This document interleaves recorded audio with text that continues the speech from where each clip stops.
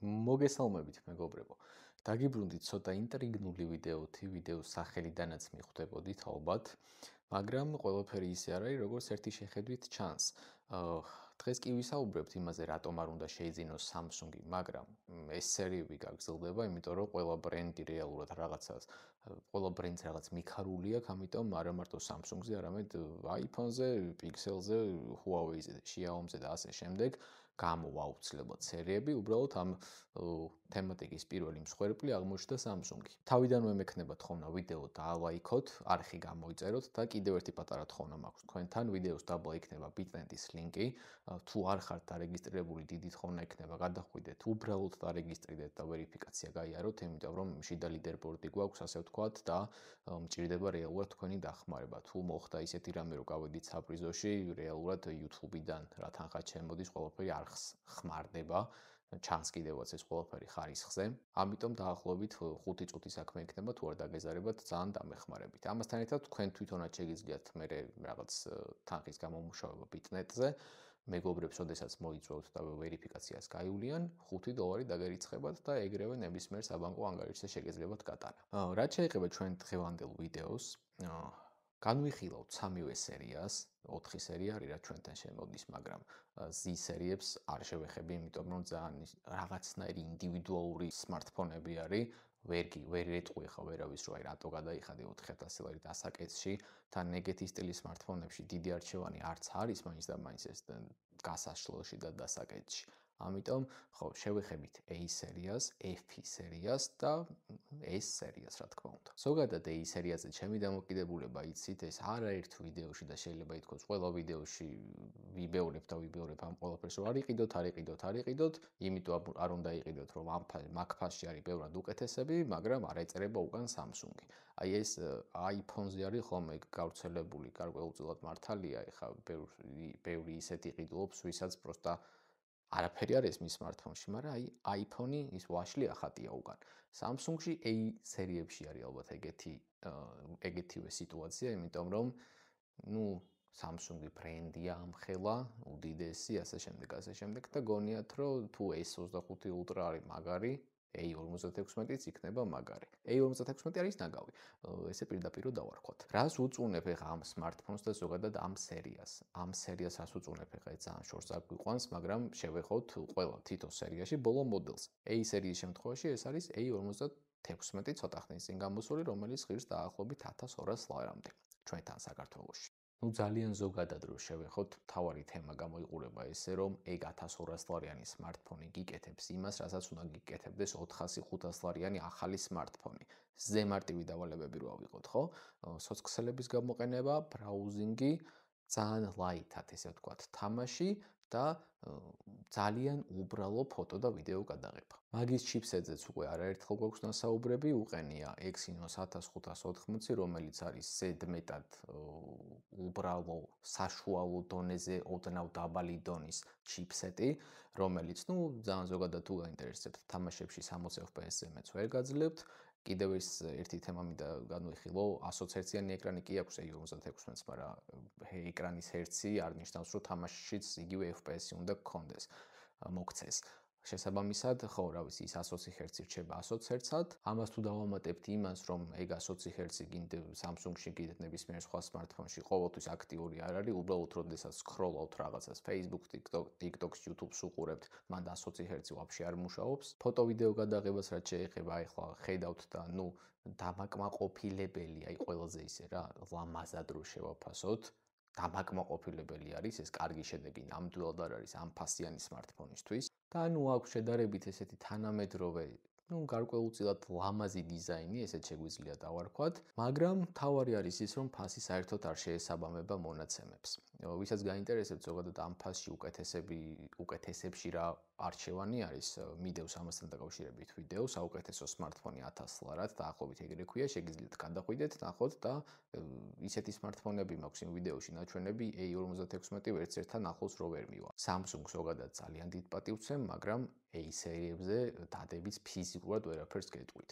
ეს smartphone-ი და ზოგადად ეს სერია არის ბიუჯეტური ვიცით, მაგრამ არ ვიცი ეს საქართველოში ხდება თუ ზოგადადაც ესე არის, მაგრამ ისეთ ფასებს ადებენ, რომ 1200 ლარი ბიუჯეტური ვეღარ გამოდის მეგობრებო ვერანაირად. ბიუჯეტური არის 500, 600, ჰაჰა 700 ლარი მაქსიმუმ. 700 ლარი რო ღირდეს A56.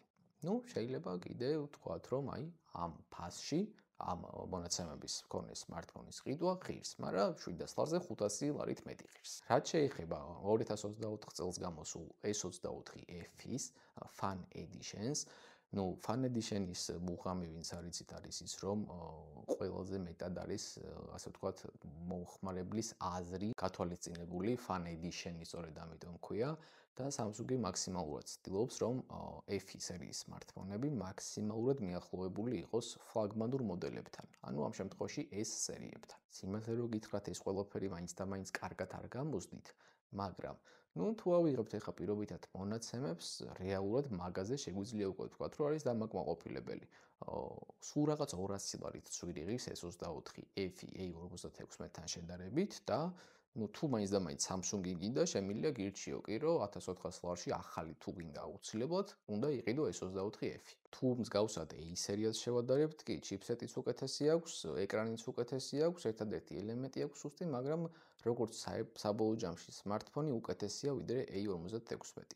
მაგრამ ჩვენი დღევანდელი ვიდეო შედარებას ნამდვილად არ ეძღვნება და შესაბამისად უნდა მივაწვეთ იმას, ღირს თუ არა 1400 ლარში S24 FE-ის შეძენა. არ გაგიკვირდებათ თუ გეტყვით, რომ 1400 ლარში არსებობს უფრო მძლავრი და უკეთესი smartphone-ები, ვიდრე ეს არის S24 FE. გადაღება არ მომეწონა საერთოდ ამ smartphone-ის გატესტილი მაქვს YouTube-დან და ინტერნეტიდან არ ვნახულობ ფოტო და ვიდეოს, მაგრამ აი რატომღაც გადაღების დროს მეგონა რომ A სერია რაღაც ბიუჯეტური მეჭირა ვიდრე S24 FE. ეგრეთ დონეზეც არ უნდა იყოს მაგ ორ მოდელს შორის სხვაობას ვერ ხვდებოდე გადაღების დროს, უფრო უკეთესი უნდა იყოს ჩემი პირადი აზრით. მოდი ეს ორი მოდელი სწრაფად მოვიცილოთ, იმიტომ რომ ყველაზე დიდი სასაუბრო გვექნება ფლაგმან S25 Ultra-ზე და ყველაზე დიდი ინტერესი თქვენი მხრიდან რა თქმა უნდა სწორედ ამ მოდელზე არის. რას ვუწუნებ და რას არ ვუწუნებ S25 Ultra-ს. ცალკეულად რო ავიღოთ არის ძალიან მაგრესი ფლაგმანი, რომელიც არაფერში არ შეგარცხვენს საერთოდ, მაგრამ მოდი ახლა ესე ცალკეულად აღარ ავიღოთ და თუნდაც ელემენტარული შევადაროთ S25 Ultra-ს. იმის მაგივრად რომ Samsung-ს S25 Ultra-ში უფრო მეტი რაღაც სიახლე შემოეტანა, გაუმჯობესებები. რეალურად საბოლოო ჯამში, საერთო ჯამში პლუსის მაგივრად ვნახეთ უფრო მეტი მინუსი წინა მოდელთან შედარებით. ნუ ალბათ უკვე ყველამ იცით რომ S25 Ultra-ში S Pen-ს Bluetooth-ის მხარდაჭერას საერთოდ არ აქვს. 24-ში, 23-ში და ძველ მოდელებში ქონდა, Samsung-მა რატო გადაწყვიტა ეს ვერ გეტყვით სიმართლე რო გითხრათ, მაგრამ ერთადერთი უკვე იმის თქმა შემიძლია, რომ იმ კალამმა თავისი მუღამი დაკარგა. თითითაც დახატავ, თითითაც გადასკროლავ, თითითაც მოაწერ რაღაცას ხელს, რაღა მუღამი აქვს იმ S Pen-ს მაშინ Bluetooth-ის გარეშე. ამასთან ერთად დაგვიტოვა ეკრანი სუსტად იგივე მატრიცა, რაც S24 Ultra-ში იყო. იმასაც ვერ იტყვი, რომ ვერ მოასწრეს ახლის დამზადება, იმიტომ რომ ახალი ქონდათ და მიყიდეს Apple-ს და ალბათ უკვე კარგად იცით შემგან, რომ S25 Ultra-ში რა ახალი მატრიცაც უნდა ყოფილიყო ეგ ეხლა არის 16 Pro Max-ში. კამერის გაუმჯობესებაში შეიძლება ითქვას, რომ დაგვრცინეს, იმიტომ რომ ну ultra wide კამერა გახადეს 48 მეგაპიქსელიანი და ultra wide, რა ვიცი, აი დამიწერეთ კომენტარებში დღის განმავლობაში რამდენჯერ იყენებთ ზოგადად ამ კამერას და თუ იყენებთ მით უმეტეს ultra wide-თან როგორი შეხება გაქვთ. ძალიან მეეჭვება ეხლა თუნდაც, რა ვიცი, აი ქუჩის ფოტოგრაფიაში ერთადერთი კი შეიძლება დაგჭირდეს ultra wide, ბევრი დიდი რაღაცა თუ გინდა რომ ჩასვა კადრში, მაგრამ ამას ალბათ, რა ვიცი, Samsung-ის მომხმარებლების 2-3% იყენებს ყოველდღიურად. იყო იმაზე საუბარი, რომ 25 Ultra, 24 Ultra-სთან შედარებით დაბალ განათებაში უკეთეს შედეგს იძლევა როგორც ფოტოში, ასევე ვიდეოში, მაგრამ დამიჯერეთ, რომ გვერდიგვერდ უნდა დადო ეს ორი მოდელი, ამ ორი მოდელით გადაღებული ფოტო და ვიდეო ერთმანეთთან, რომ ოდნავი სხვაობა მაინც შეამჩნიო. არ ვიცი ახლა ეს ჩემში არის პრობლემა თუ ზოგადად Samsung-ში, მაგრამ რაღაც მომენტებში დაბალ განათებაში მით უმეტეს მომეჩვენა, რომ 24 Ultra უკეთეს შედეგს დებდა ვიდრე 25 Ultra. ნუ ის კი ზოგადად ესე არის smartphone-ებში, რომ რაც უფრო ახალი მოდელი არის, მით უფრო მეტად მიმდინარეობს ფოტოს და ვიდეოს დამუშავება, შესაბამისად ფერები გინდა არ გინდა ერთნაირი ვერანაირად ვერ იქნება, მაგრამ აი რაღაც მომენტებში ვიგრძენი, რომ დაბალ განათებაში ძალიან დაკარგული იყო დეტალიზაცია, ფერების საერთოდ სხვაგან იყო წასული. ამიტომ ფიზიკურად ვერ ვიტყვი იმას, რომ S25 Ultra-ში ძალიან მაგრად გამოსწორდა დაბალ განათებაში ფოტო და ვიდეო გადაღება. მივადექით ჩიპსეტს და ეს ისეთი ნაწილია, ვინმე რომ კითხოთ მსოფლიოში ყველაზე ძლიერი ჩიპსეტი რომელ smartphone-ს აქვს, აუცილებლად S25 უნდა თქვათ Ultra, იმიტომ რომ, კი, Snapdragon 8 Elite უდევს, იგივე ჩიპსეტი რაც OnePlus 13-ს, Xiaomi X7 Ultra-ს და უამრავ smartphone-ს კიდე, მაგრამ Samsung-ის შემთხვევაში ეს არის უფრო დაბუსტული, ასე ვთქვათ, ჰერცებ მომატებული ჩიპსეტი. მაგრამ ერთი არის, რაც გვეუბნებიან და ფურცელზე რა წერია მონაცემები, ციფრები, მაგრამ მეორე არის უშუალოდ გამოყენება. ამ ჩიპსეტმა, ყველაზე ძლიერმა ჩიპსეტმა, რომელიც 25 Ultra-ში დევს, რეალურად გვაჩვენა ის, რომ არაფრით არ არის უკეთესი იმ სხვა ჩიპსეტებზე, რომელიც სხვა smartphone-ებზე, რომელიც 8 Elite-ზე მუშაობს და არ არის დაბუსტული, გაუმჯობესებული. ეს იქნება gaming performance-ის სტაბილურობა. ბევრი სხვა smartphone-ი არის ისეთი, რომელიც იგივე ჩიპსეტზე მუშაობს, მაგრამ უფრო კარგ შედეგს დებს gaming-ში, ვიდრე დებს S25 Ultra. ამიტომ ესე ძალიან რო არ ჩაუღრმავდეთ, ეხლა არ შევადაროთ რაღაც OnePlus 13-ს პირობითად ვამბობ.